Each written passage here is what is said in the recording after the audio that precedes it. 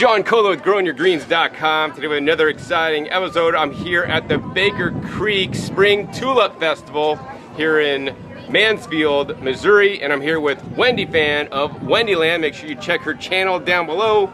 And actually, we gave a joint talk at this event that I want to share with you guys since you weren't here to watch us in person. It was an amazing time, and we combined our talks into one, so you guys get double the pleasure, double the fun in just one video. So Wendy, what was your part of the talk at the Baker Creek event here? Yes, I talked about 5 top tips that I was giving to help new gardeners to set up their garden. Great, Wendy. Yeah, I know a lot of you guys are new and you never gardened before. You definitely want to listen to Wendy's talk, because even when I was listening to her talk from the audience, I learned a few things, and I'm like, wow, Wendy nailed this talk. She gave you all the important points, and I don't even know if I could even make a talk that good on beginners, right? That being said, I know a lot of you guys out there aren't beginners, and if you guys listen to her stuff on beginners, then you want to listen to my 5 tips to take your garden to the next level, which is what I'm all about these days. It's been a long time since I started gardening, but I really research and learn the ways that you can grow even healthier crops, more abundant crops, more nutritious crops, and even have higher yields by just changing a few things you're doing. So that's what I'm going to share with you guys in my 5 tips to take your garden to the next level.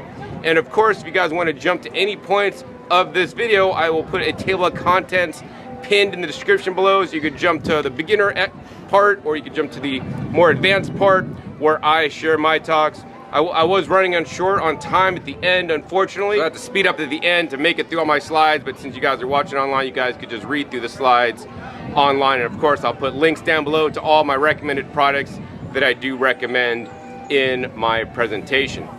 Any final words of thought, Wendy, before everybody gets to watch our presentation from this event? Yeah, I think it's kind of nice that seeing something that we talked live and we're, sharing this with you guys. We don't share so much about our personal life online, but you guys get to connect with us a little bit more. So yeah, so it's gonna be a fun time for you guys. So let's go ahead and throw it on right now. Without further ado, I want to introduce Wendy Fan. She's up first. Yeah, Wendy. Hello, thank you for coming. It's my first time out here. Some of you may know that I make videos on gardening and mostly focusing on small space, because I mainly grow food out of my patio garden. That's about 300 square feet. It's like an alleyway, yeah. So I make the best of it, a little bit of everything. This is pretty much it. It's pretty straightforward. Got, one side looking down, back the other way. Got trellises and different types of planters, different plants, high-calorie plants like yam and sweet potatoes, leafy greens. I focus a lot on rare foods, rare medicinal herbs and culinary herbs, just because my space, I want to grow something that I can't actually buy. Yeah, so I'll share how I got started and just a few basic points that help you guys to get started if you haven't ever grown anything. And then John will share with you later how to take it up like the next 10 levels. So a little bit about myself. I did not start out growing food. I actually started growing like tulips or freesias. I got really obsessed each year about one certain flower, and that's all I grew. And then I started moving on to like cacti and succulents when I got more aware of like the environment and drought tolerant things. And then one day I somehow came across this leafy green online. Some forum was like giving these testimonials about how it was helping them with their diabetes, their cholesterol. And this was right around the time when my dad was actually diagnosed with prediabetes, and the doctor started him with medications. So I was like, this is actually a really good time for him to test it out, because this is actually the leafy green I grew up eating. My mom grows it and puts it in everything that she made, but my dad didn't eat her food. So I was like, we already have abundance of them, they grow so easily, let's have him try it. So when he had it for a while and he went to take his blood test, and the doctor said, you should stop your medications for diabetes. I was like, there's no proof of it actually is that, but that was like the only change that he did in his life. For his diet. And that was, by the way, if you guys are curious, this is called longevity spinach. I saw it right out there. I was like, $2. Yeah, it grows really well in the warm season, and you can take it inside and keep them and then propagate them for like the next growing season. So after that, I was like, just when you find out that someone that you're so close to, some sort of like health challenge that happens to them, you really feel it deeply in your heart. So that was the time when I said, I'm gonna start growing food. I wanted to grow medicinal herbs. I wanted to grow things to help people around me. I want them to live forever. That was what I wanted. I also did that for my dog. I was growing food for some of her food. And so that was like one of the big wow moments for me to really feel like I have to grow food. I'll share my other wow moment later, but I'll get started sharing how you can get started growing your own garden. So these are the 5 main points I'll talk about: where to grow your plants, how to improve your yield, maintaining the garden health, growing vertically, which is a big thing for a small garden, and watering. So this is a section of the patio. So the first thing I'd say, if you are like in this brand new space, you're trying to set up a garden, you really want to understand the light. And this may seem so like common sense, but it wasn't for me when I started, right? I was just thinking, just design it the way I like it to look. But the plants, it's actually the main focus, and you need to figure out where it gets full sun or, part shade or whatever. So you have to really physically be there to mark down these things, take notes of it, because yeah, we all know that the sun rises on the east and sets in the west, but it's different when you're in a certain space. There might be microclimates, there might be a shed, your neighbor's tree might be blocking out, your full sun, or you have like a 2-story house. So just take note of that and really make your space work for you. And what I noticed, especially for my space, like you're seeing, one side is full shade, unless they reach like 5 feet, like after they go past that solid wall, then they get more sun. And then the other side, they get more sun. But this garden is more compromised because half of the side of is still like facing the wall. So these plants do grow a little slower. But that's why you're seeing all these seedlings are like shoved against like one side where they get more sun. So that's pretty much how my garden is, but really to go out and understand how your garden is. And if you have say if you're setting up a space and you have a really open space and you're able to put like a planter in the middle, it's not so big of an issue in how you would arrange your plants. But for me, because everything is pushed to the side against the wall, I find that the most effective way is to grow them kind of like, I picture like the sun is like a camera. Say if you're taking a group picture, you want everyone's faces to be seen. So I would place like the taller plants in the back, the shorter ones in the front, and then you kind of want to stagger them. So like, because there's like no light on that side, right, the back side. So that's how I did mine. And then you would slowly figure out year after year that what kind of plants would do well. Like I've noticed that a lot of shade plants or even like leafy greens do better in shade, or they would tolerate the shade. They'll grow better in more sun, but that's just what I have to work with. And then edible flowers and fruits, they take more sun, so I put out in the front. And so this is raised bed gardening. I only recently, like the past 2 years, started actually growing raised beds because I always thought I don't have room for raised bed. I envy people with raised beds. And usually raised bed's depth, it's just like my walkway is about like 18 inches. The raised bed depth is like 18 or 2 feet actually. So I just ended up customizing mine. I used their metal panels and then I just built in like the side like with wood and just made it smaller. But the like 10 inches? I want to say like 14. Yeah. So I still got like another 12 inches to walk and push something through. Yeah. But I find that actually having a raised bed, whether it's like in ground or just elevated, it's still a much better space to grow food, and you actually can grow a lot more with one bed than have like 15 pots just butting against each other. Because like the space between you're really wasting, And then having a bed, it's actually elevated. It's easier on your back when you're working. It's nicer. You can also grow plants that cascade over. They'll have a little bit of that growing space and not like running into everywhere, walking, stepping all over it. You can, and also holds moisture better. It's just like a bigger space, more soil, yeah. The nutrients won't deplete as quickly as containers. I still have containers, but I really try to put as much raised beds in as possible. And the soil tends to stay more loose, so it's easier to grow like those daikon radish or like carrots. Yeah, it's just so much nicer. And for pests and things, it's just less chance for like slugs and snails. Strawberry is really nice to have them kind of hang over that, yeah. And then you can even put trellis in the back and grow, maybe, depends on the space you have, I guess. For me, it's like bitter melon or cucumbers are okay to trellis in the back. And I have about 3, yeah, I try to squeeze like 3 rows. And in the middle, I got some leafy greens and some like dwarf varieties of sunflowers. And I really like the colorful plants, especially the Swiss chards. They're hardy.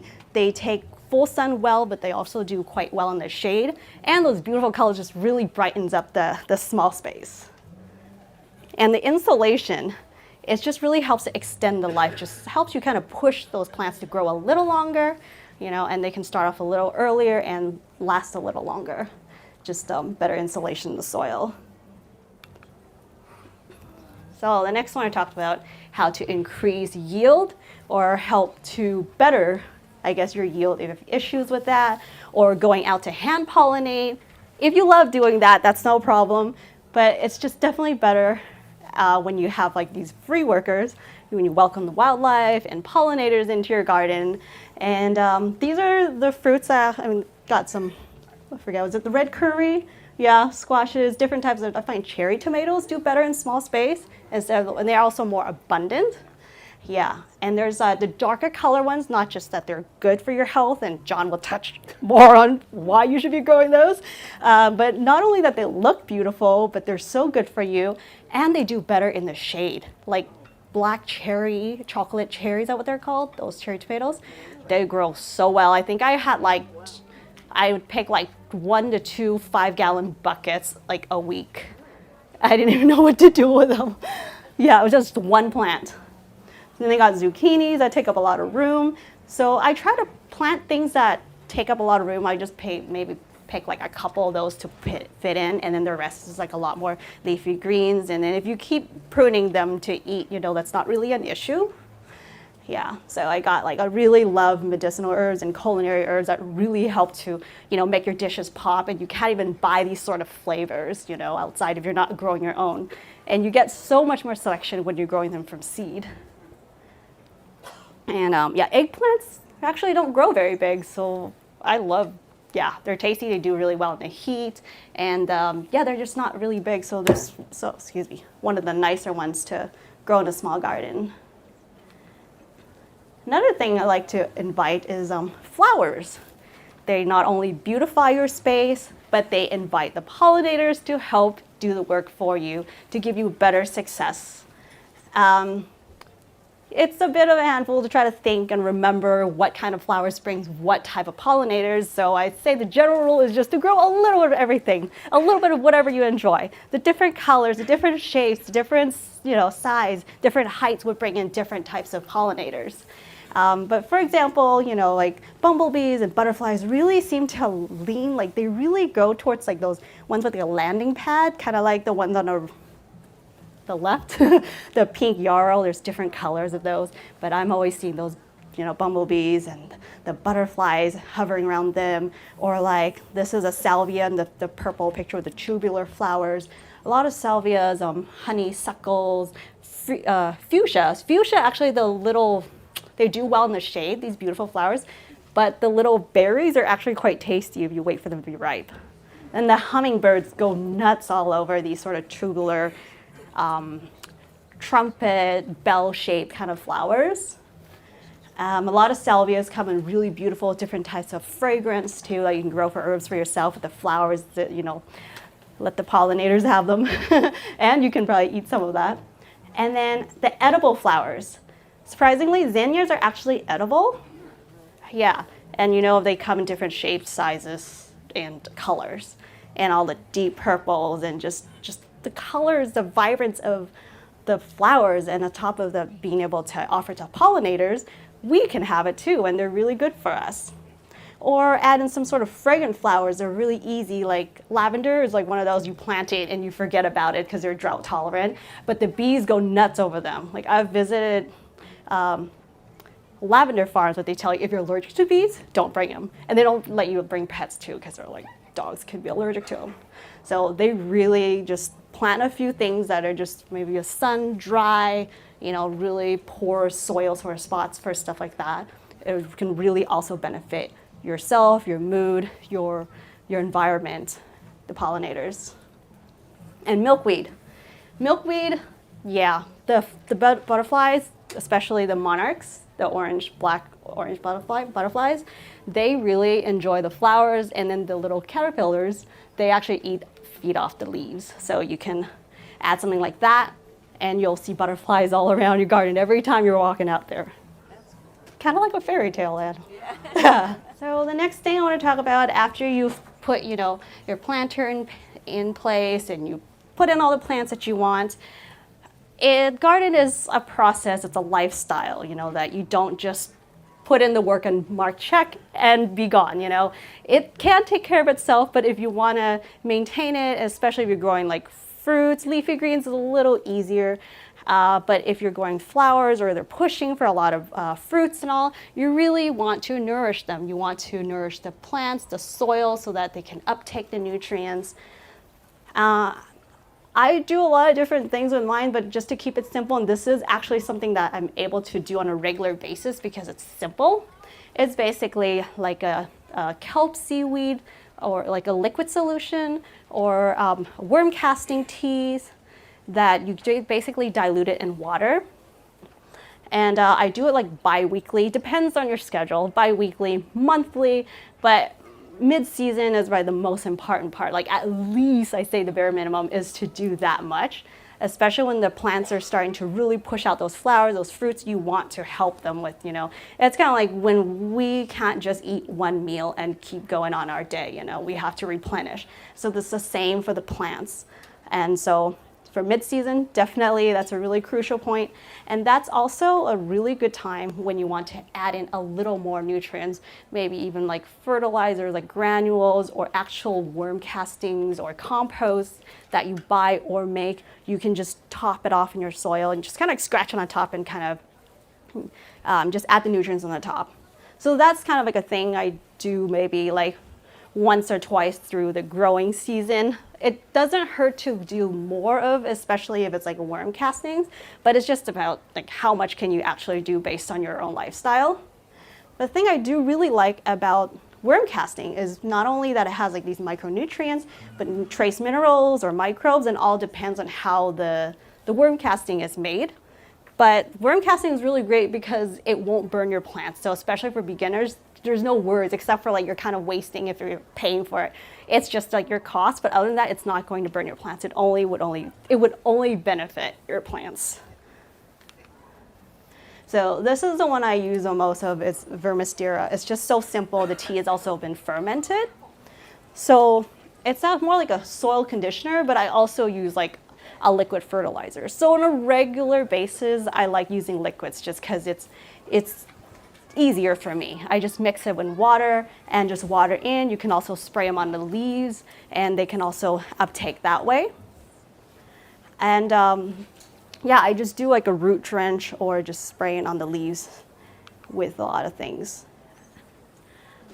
So here's the next thing, vertical gardening. I'm obsessed with this. When I started growing vertically, I didn't even know how to use like a power drill. I was like, I think I had it on like backwards trying to put a screw in. I'm like, why isn't this working? I saw YouTube and they just like drill it in, but apparently they didn't tell you the step one is to make sure to like put the button on the right, place.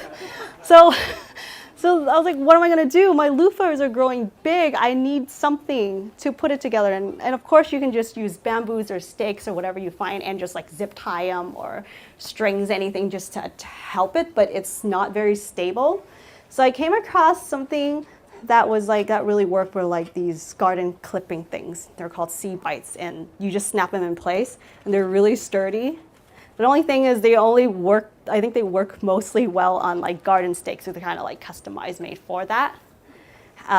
Yeah, but there's like so much advantage to growing vertically. First of all, in my small space, I always see like the sky is the limit if you're growing upwards. So if you're taking it wide, there's just, yeah, taking up more room.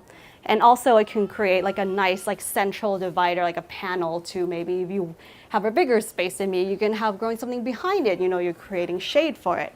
It also would deter a lot of, well, not deter, it helps to reduce a lot of like pests or like fungal issues. Say if you're growing something that would trail on the ground, you would step all over it, or it's just poor circulation. It'll, you know, create a lot of like mildew, powdery mildew issues. So having it propping up, you would avoid it from those kind of issues, but also the plants from snapping, like your sugar snap peas, things like that. It's just, they just snap so easily.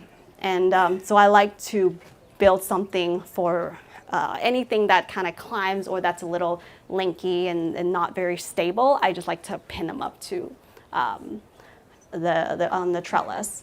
And just improving that circulation and having that everything just easier access for the pollinators to see everything. Kind of like, I guess, for us when we have our place a little more organized, it's easier to spot for stuff. So you'll have a higher chance for more yield. One of my favorite easy ways to trellis, in fact, I see this going around like a lot of Southeast Asia farms, even home gardens use, is just bamboo sticks, especially if you grow your own or you got friends, someone that, you know, has a bunch of them. And they do like this crisscross, like this X thing, and it's just all in a row. And they grow like angled loofahs, beans, some sort of like gourds, cucumbers, bitter melons, like all kinds of greens. And it just creates this really beautiful centerpiece. And it's just like, it's so nice. And it's so easy to, you know, take apart. It doesn't cost you anything, especially if you grow them. And all they did was just like strip out these old t-shirts, like little strips of them like strings, and tie them together. And they're using it for like years. It's super, yeah, easy to do. So lightweight. Is that for the ground or for the raised beds or both? In ground. They do that in the ground, yeah. But you can do it on the raised bed, but make sure you probably have to stake them in deeper. You got a lot more loose soil. It probably won't be as stable. Yeah. But as your plants grow up, I think they would also kind of latch onto it and pull themselves. I think it'll be fine unless you have really high winds. Yeah. What did you call that right there? Oh, these ones are called sea bites. They're the little orange snap-on. Yeah. Like you use them for tomatoes or something? Yeah, like, oh no, not that clamp thing. No, these ones specifically are made for you to clamp onto things, anything that fits basically. Yeah, but I've had them on for like, they're pretty sturdy for years, and I don't take things apart. I mean, I just grow, you know, tomatoes in it, loofahs in the summer, chayotes in the cooler season. Yeah, they just, yeah. So this is out of someone's garden, just backyard in Southern California. The gardener in here was like, I think he's like going on 86 years old. He's walking around and, you know, sowing and tilling the soil twice a year. Sugar cane in the background. Have like, yeah, these are bitter melons that are growing on this.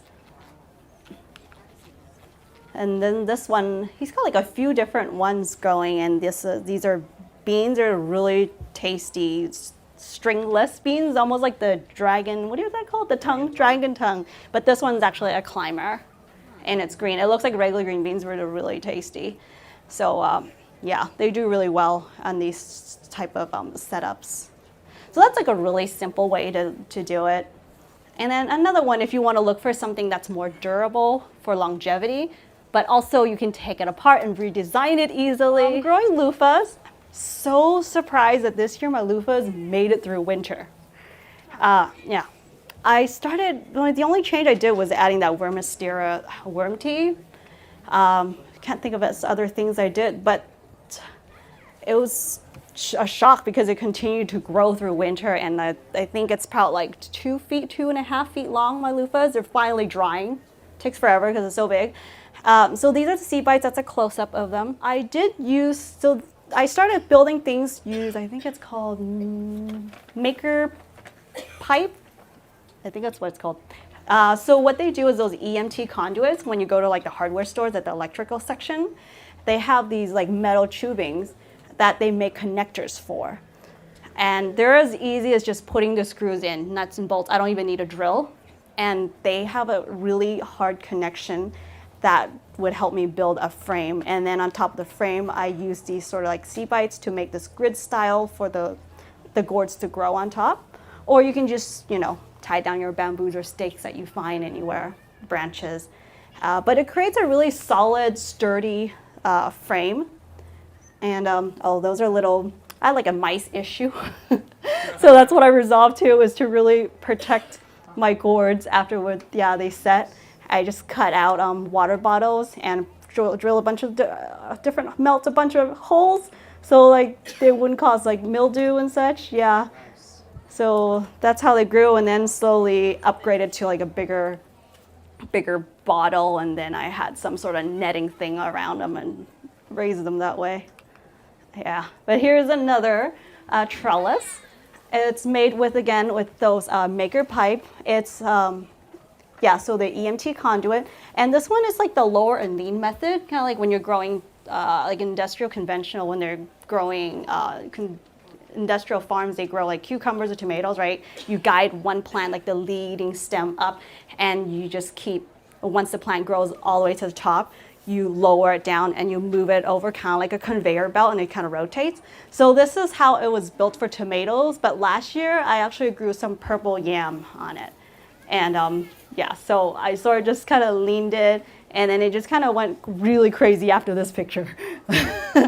Yeah, but it did really well, because anything, like I said before, that goes past the wall would get full sun. So I have to really like train everything up. Yeah, so this is just a really simple setup, but it works. And finally, watering. I've had a lot of issues with watering in the past. I've killed a lot of plants just from either over or under watering. It's kind of hard to know sometimes, like because I think the biggest issue is like, if you look at the top and if you're not mulching, right, the top part kind of gets dried. And so you start putting like a lot of water, you're like, oh no, it's too dry. And then you end up drowning your plants. So as always, the best method is, like everyone tells you, really have to stick your finger in, like really feel if there's anything that comes out with it. You can really feel like the first 2.5 inches if you do need to water or not. And the best time to water is definitely early in the morning or evening, but the first best choice is morning, because when it gets close to the nighttime, it's hard for the water to evaporate, especially if you're just kind of hosing everywhere and it touches the leaves and it causes like fungal issues and such. So yeah, before I put in water irrigations, I was literally hand watering like on the base of plants. It's effective, but it was not efficient. Yeah.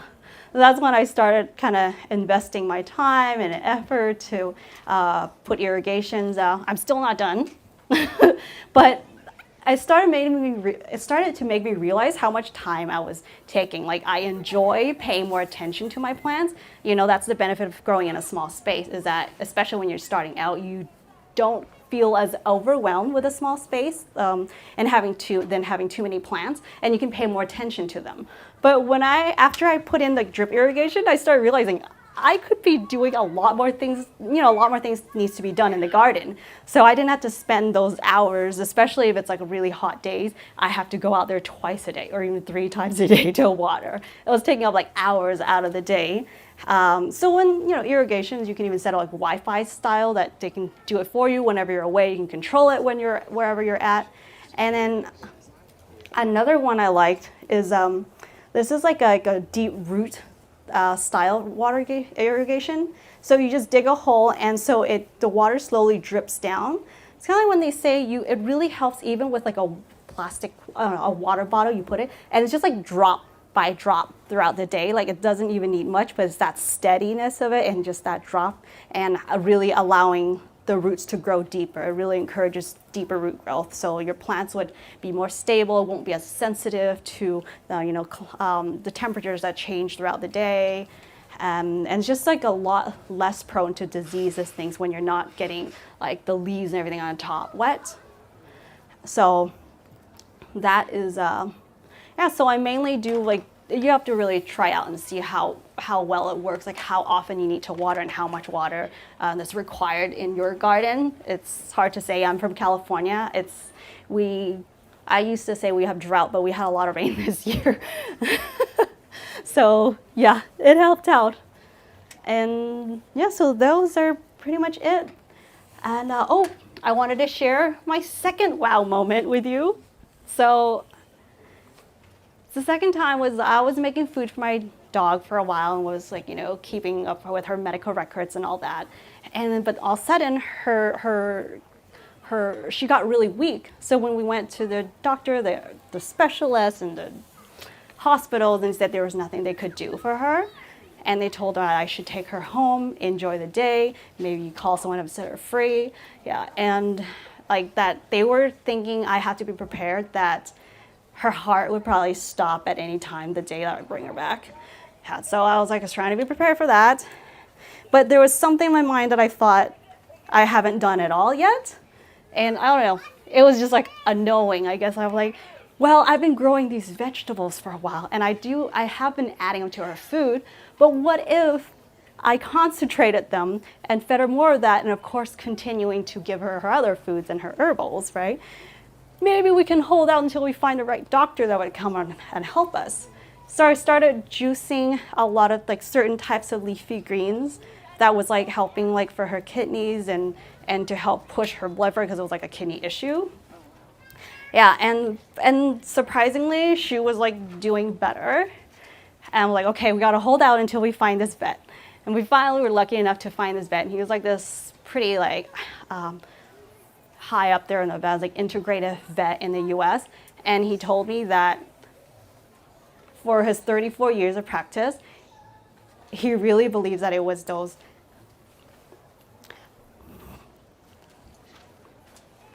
greens that were helping. If I didn't grow a garden, I would not have been prepared for this moment. So, you know how people ask you, when's the best time to do something? When's the best time to grow a garden? My answer yesterday could not be more true than this. So, I hope this helps, and I hope this will get you guys started if you've never grown anything. Thank you. And we got John to up your garden, level of your garden. Thank you. You got one more. Oh, what? One more. Oh, and that is Lotus, my dog. And these are the foods that I prepped from the garden. Thank you. Oh, that's her 15-year-old, her 15th birthday, and I made her a raw dried fruit cake with almond nuts and stuff because they can eat almonds but not cashews so much. So. And how much longer did she live after the doctor told you? 6 months more than they were expecting a day. When she was walking around, people went back to do her regular blood work and stuff. Everyone was just it was this miracle. She came back from the grave. That's awesome. Get her to drink it. Honestly. Yes, honestly, the first week I was giving her by syringe. I juiced it. I did it with coconut water, so it's sweet enough that they would like it.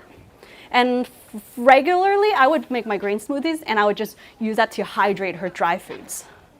And then whatever edible flowers I was growing, she gets a dose of most things I eat, basically. Nice. Yeah. Thank you. Thank you for asking. You're amazing. Thank you. Thank you all. Now let's have John. While we get my presentation up, my name is John Kohler, and I have a YouTube channel called Growing Your Greens on YouTube. How many people have watched me before? All right, cool. A number of you guys have, and I know a lot of you guys haven't, so that's wonderful. And I want to thank Wendy for her presentation. I couldn't have done a better job for beginners because I'm kind of up in the atmosphere, beginners. I've done all that stuff. So I'm going to take you guys to the next level. But meanwhile, with Wendy, I've been to her place. I made a really good video on my YouTube channel where I basically hold my hands out this wide.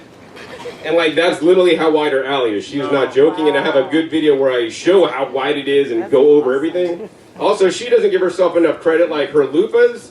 Although, they're really long. And I have a video where we harvest her loofahs, a special variety from Asia. And they're literally 4 feet long. And when they're 4 feet long, normally you would use loofahs to like rub on your body and like clean you like a sponge.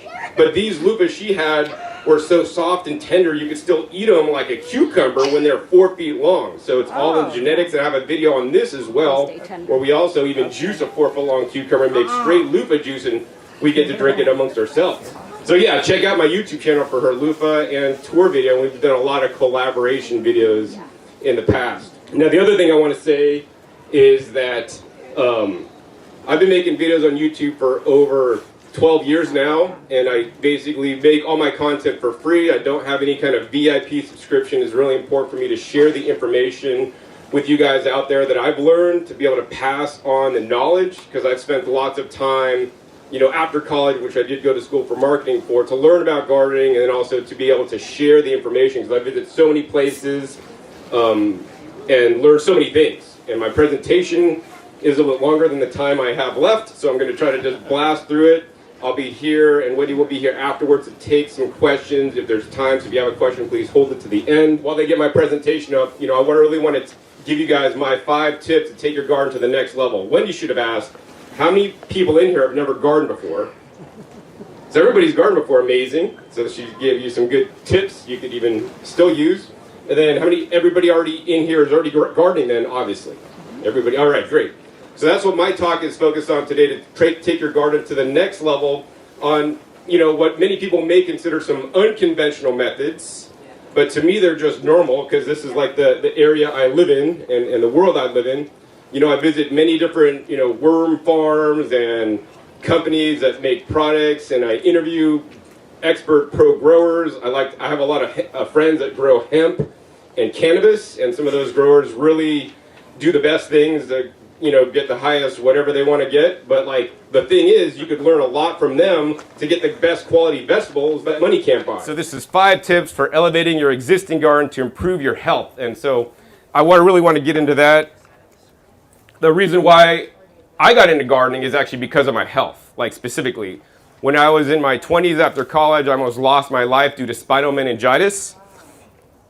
And that caused me to like think that, hey, maybe the diet I was eating, which is mostly a standard American diet, although I read my ingredient labels and tried to not eat red meat and try to eat healthy, like so many people still do today, I still was stricken with this disease. I was told I had a compromised complement immune deficiency. Long story short, I made it out of the hospital, but while I was in the hospital, the doctor said I might not make it out alive. And that's not a fun place to be at any age, but especially when I was so young.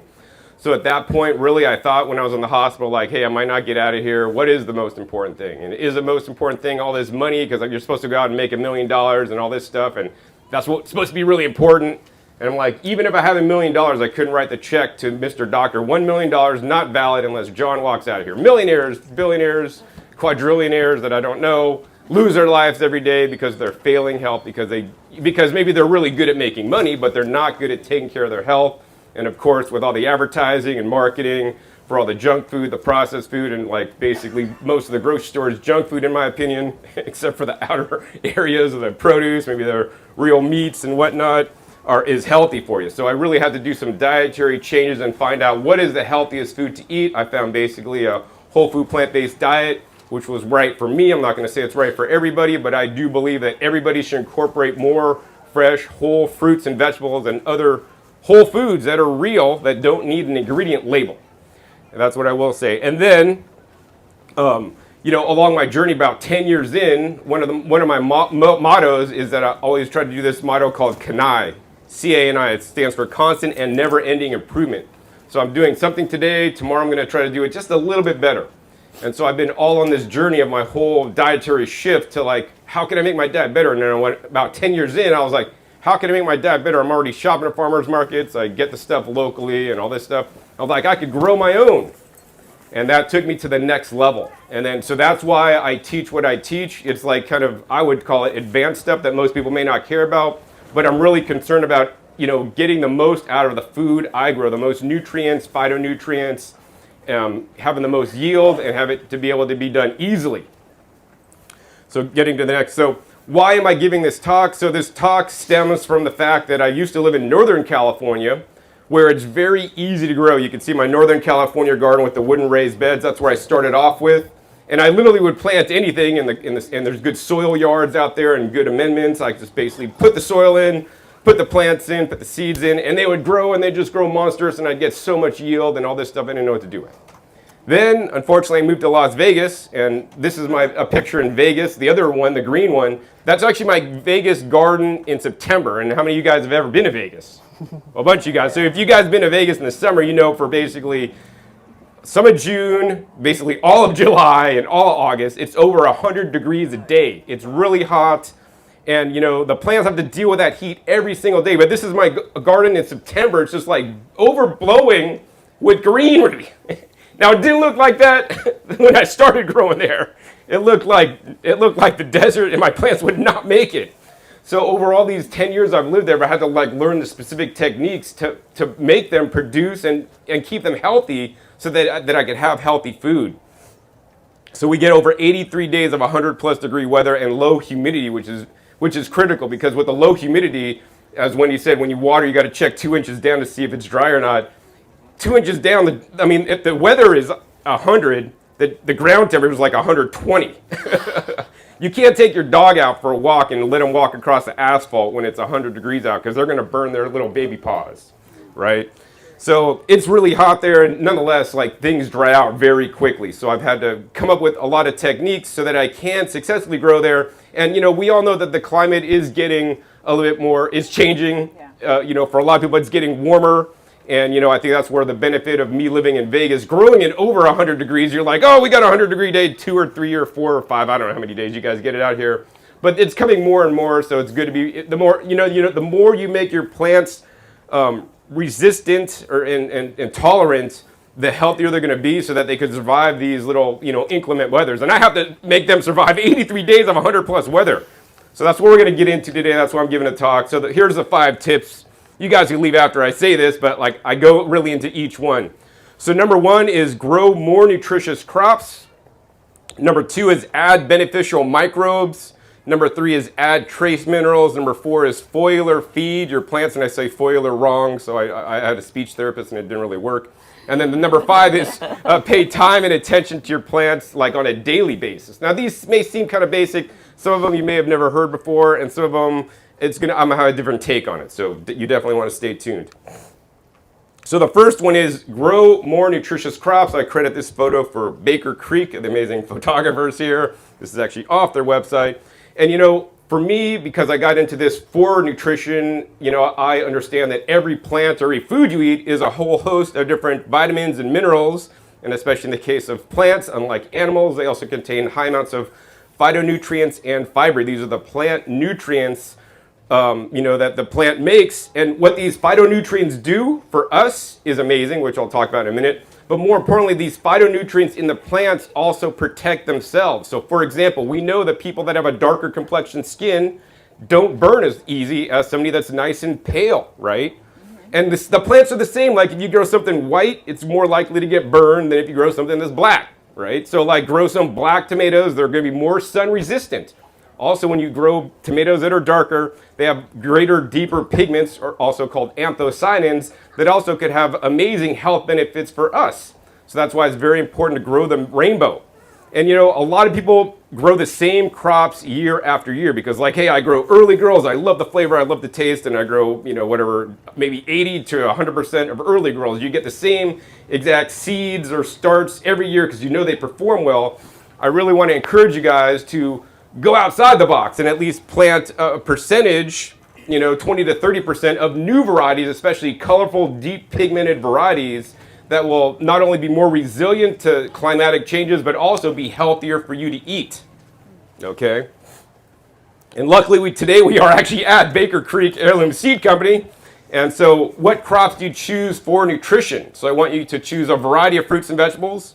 More importantly, choose ones you don't normally eat or grow. Like, oh, I never grow eggplants because I hate the flavor. Well, you know what? Living in Vegas, I had to learn to love eggplants because eggplants perform significantly better than tomatoes because they love the heat. So now it's like I plant tons of eggplants and just a few tomatoes because they're a lot more difficult to manage, okay? And then also I want you guys to choose deeply colored plants to eat. which I discussed. And as Wendy said, she fed her dog leafy greens. Leafy greens are the most powerhouse foods on the entire planet.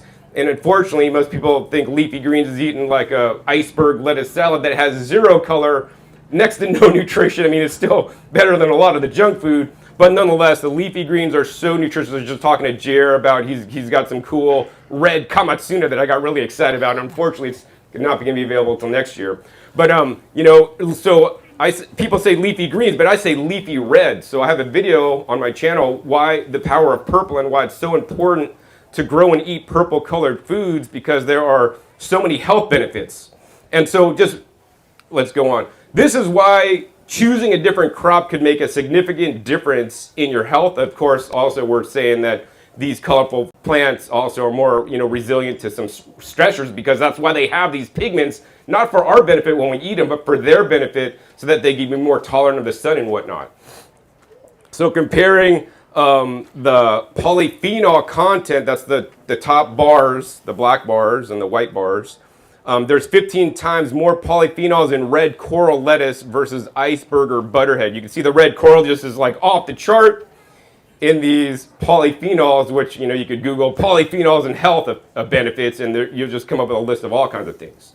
And then just by choosing purple carrots, which are my favorite colored carrots, instead of orange, and I mean, everybody thinks, you think carrot, you think orange.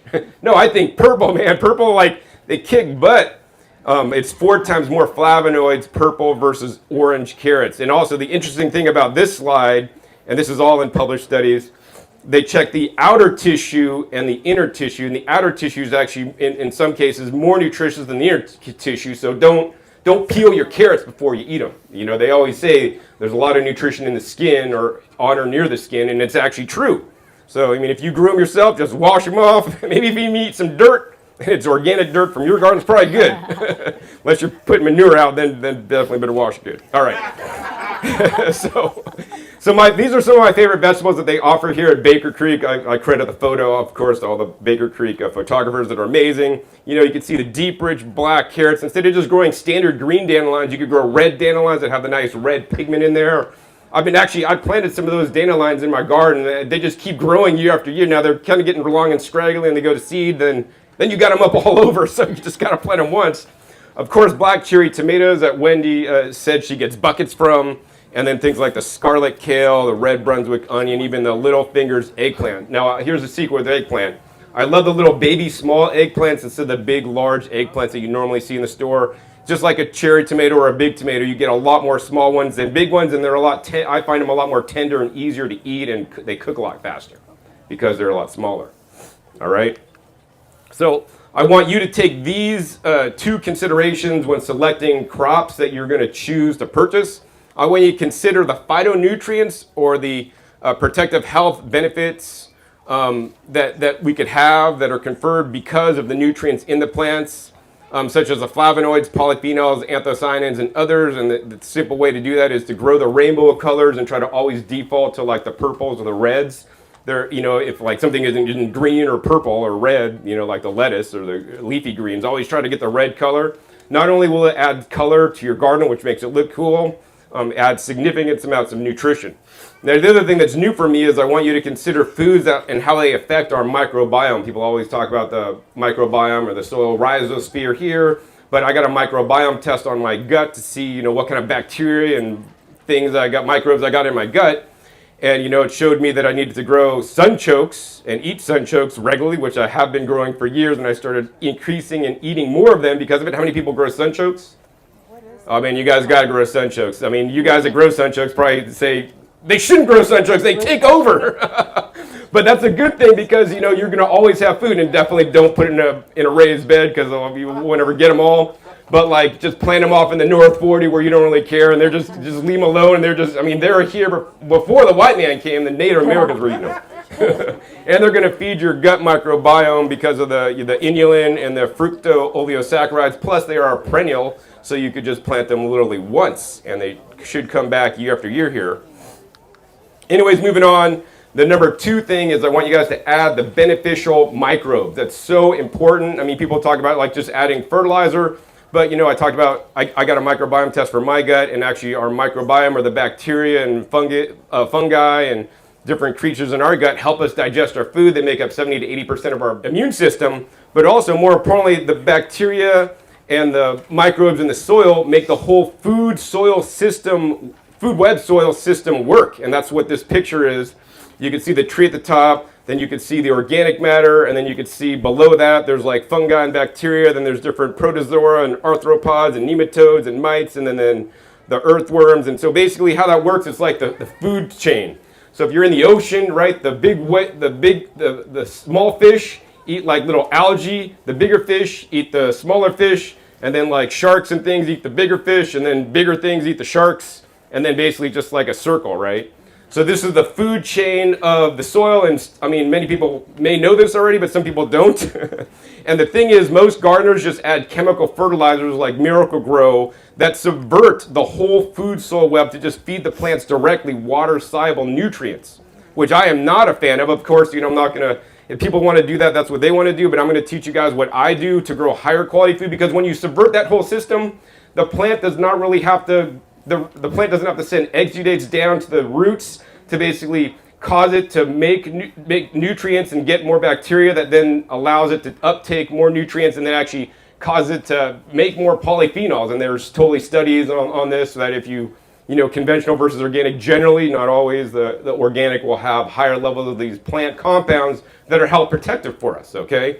And then some gardeners may do like the top of the food soil web, which is like add compost, and that's like at the top, which is great because compost is organic matter. It does have bacteria and fungi and different other creatures in there, which will help kickstart the program. But I want you guys to ramp up that program so it's firing on all 8 cylinders instead of 7 cylinders, you know, because you're just adding, or 6 cylinders or less if you're just adding the compost. Okay, so go to the next level and support your microbes. So I'm going to show you how the easy way to do that.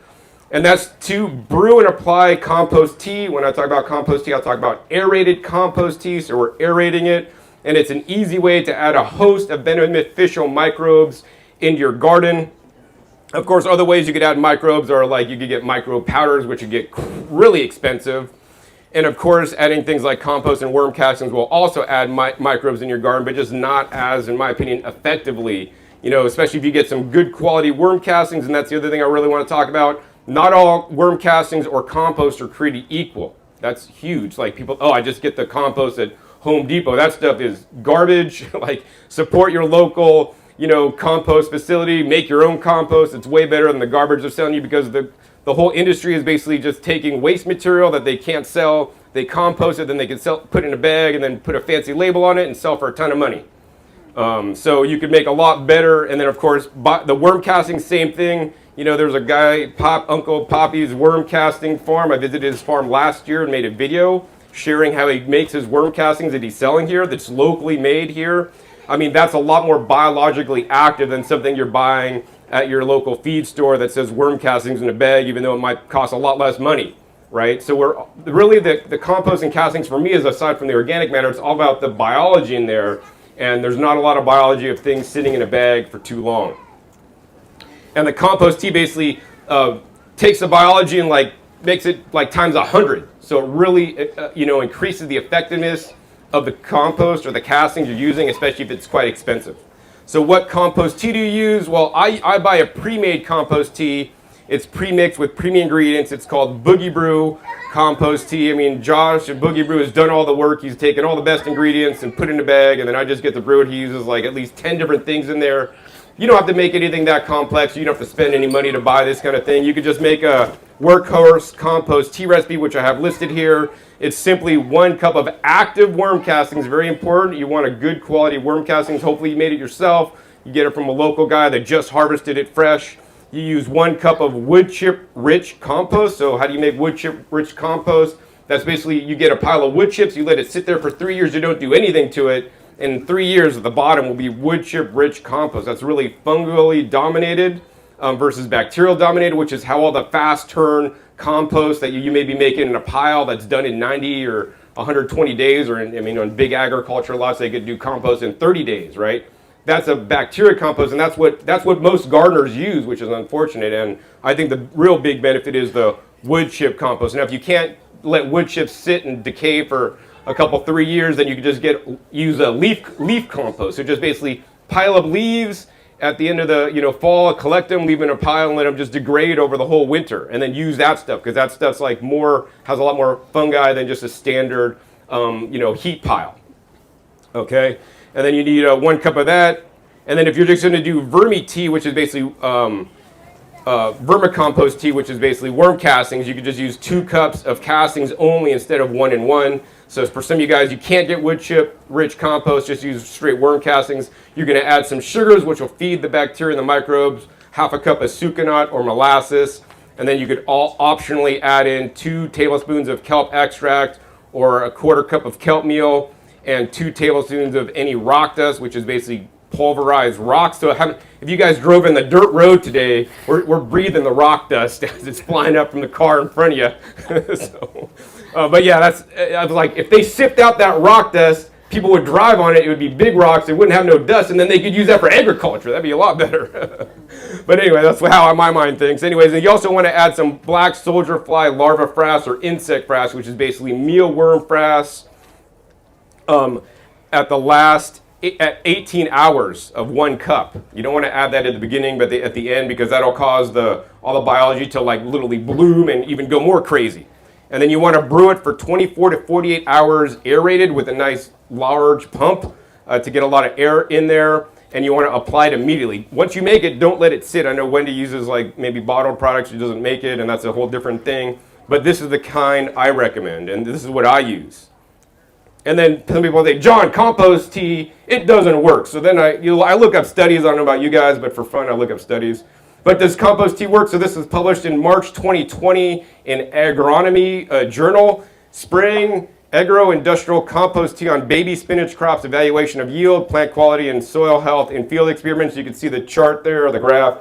The control, which is the light colors, and then the compost tea, or the compost tea with a trichoderma fungi, basically. And it says the spinach yield was significantly higher in both compost tea treatments than the control. So by using compost tea, you could up your yields. And then by how much?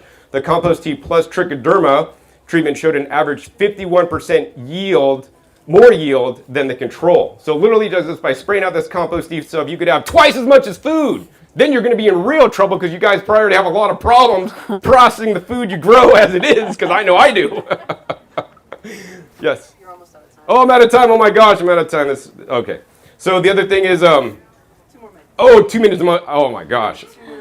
All right, 2 minute warning. So I'm going to go real fast. So number 3 is add trace minerals to your garden. The USDA has been basically tracking this, and the soil are getting devoid of minerals. And why? Because we've been farming all these years, and we've been taking minerals off in the forms of crops, and we've never been putting it back. So think when there's a coal mine, they go to the coal mine, they strip out all the coal, and then they basically have a dead zone that like nobody wants to move into because it's all toxic.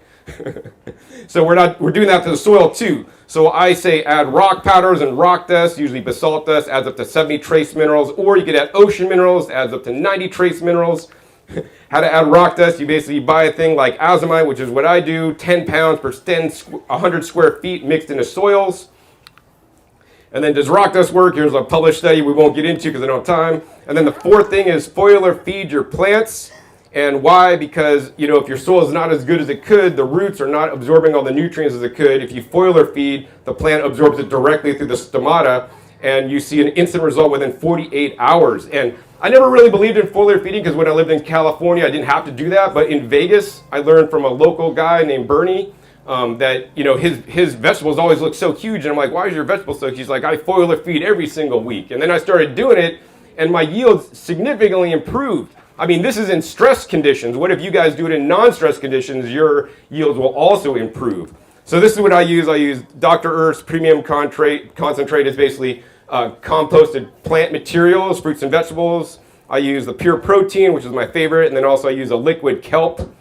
And I hose it, I mix it together in a chameleon sprayer and then spray it out, diluted with water every other week, or at least minimally once a month during the growing season. And the alternate week that I'm not doing the foliar, I'm doing the compost teas. All right, and then does fish hydrolysate work?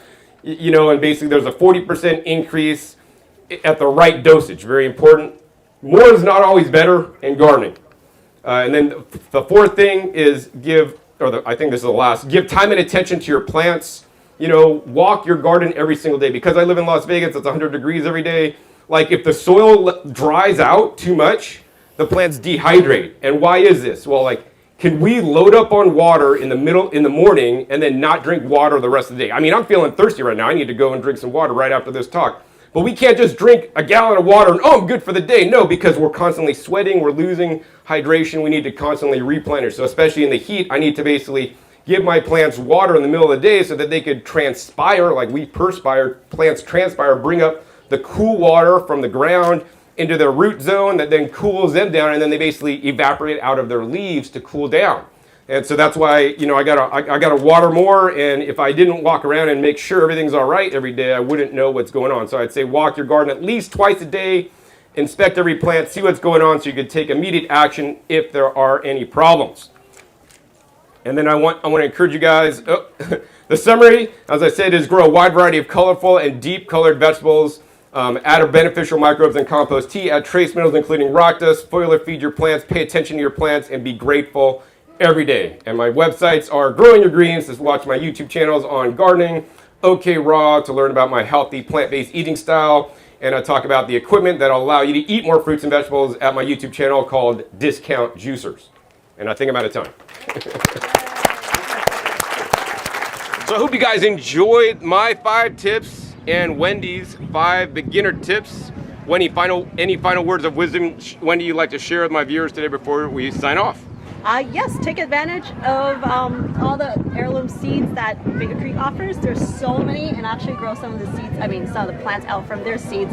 And even for beginners, I'd say lots of really easy stuff that you can get growing also. So check out, and hopefully you learned something from our talk and start growing. All right, wonderful. Yeah, you can check out Baker Creek Heirloom Seeds at rareseeds.com. Of course, check out Wendy at wendyland.com for her website, or Wendy Land on YouTube for her YouTube videos. And I hope you guys learned something from this video today. We took the time to, you know, edit and get up for you guys so you guys could have the information even though you weren't here. So Baker Creek has 4 events a year, and I usually speak at 2 of them, usually the one in April if they ask me out, and then also the Heirloom Expo they'll be having in Ventura, California, I believe in September.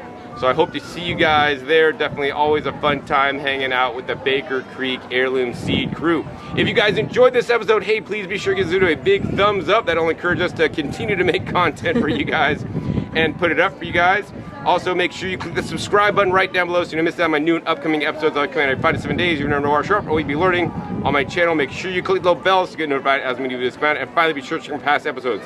My past episodes are a wealth of knowledge, over 1,700 episodes at this time on this channel, dedicated to teach you guys how to grow the highest quality food at home. Also, links down below to some of the videos I've made at Baker Creek Heirloom Seeds, where you can see their seed tour. You can see the event tour of this event that I attended, the tour I did last year at this event, as well as visiting their warehouse tour. You know, Baker Creek are some amazing people, and I encourage you guys to support them. Their seed company, as well as they sell you guys fresh plants, which are actually some of my favorites. So with that, my name is John Kohler with growingyourgreens.com. We'll see you next time, and until then, remember, keep on growing.